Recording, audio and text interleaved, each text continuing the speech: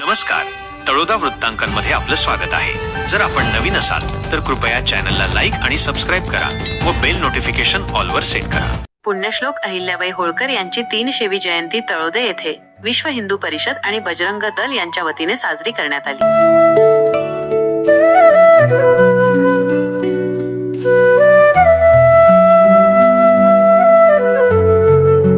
पुण्यश्लोक अहिल्याबाई होळकर यांच्या 300व्या जयंतीनिमित्त विश्व हिंदू परिषद आणि बजरंग दल तळोदे प्रखंड यांच्या वतीने एका विशेष कार्यक्रमाचे आयोजन करण्यात आले।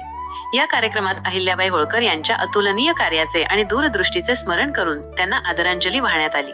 कार्यक्रमाची सुरुवात सेवानिवृत्त शिक्षक अविनाश बोर्दे यांच्या हस्ते अहिल्याबाई होळकर यांच्या प्रतिमेचं पूजन करून झाली। या प्रसंगी प्रखंड मंत्री ऋषिकेश बारगळ, प्रखंड अध्यक्ष प्राध्यापक आर.डी. मोरे, जिल्हा बजरंग दल संयोजक अजय ठाकरे यांच्यासह अनेक प्रमुख कार्यकर्ते उपस्थित होते।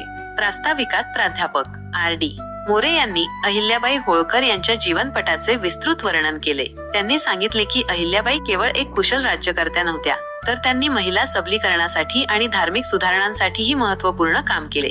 मुघलांनी उद्ध्वस्त केलेल्या अनेक हिंदू मंदिरांचा, विशेषतः 12 ज्योतिर्लिंगांचा त्यांनी जीर्णोद्धार केल्याचे त्यांनी अधोरेखित केले। त्यांच्या कार्यामुळे त्या लोकमाता म्हणून ओळखल्या जातात। कार्यक्रमाचे सूत्रसंचालन प्राध्यापक आनंद मराठे यांनी केले। उपस्थित कार्यकर्त्यांना मार्गदर्शन करताना अहिल्याबाई होळकर यांचे समाजोपयोगी कार्य आणि त्यांची धर्मपरायणता यावर प्रकाश टाकण्यात आला।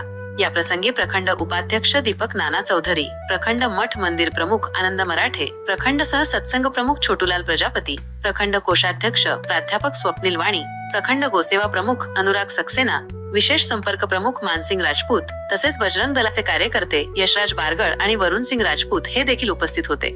अहिल्याबाई होळकर यांच्या स्मृतींना उजाळा देणारा हा कार्यक्रम सर्वांसाठी प्रेरणादायी ठरला।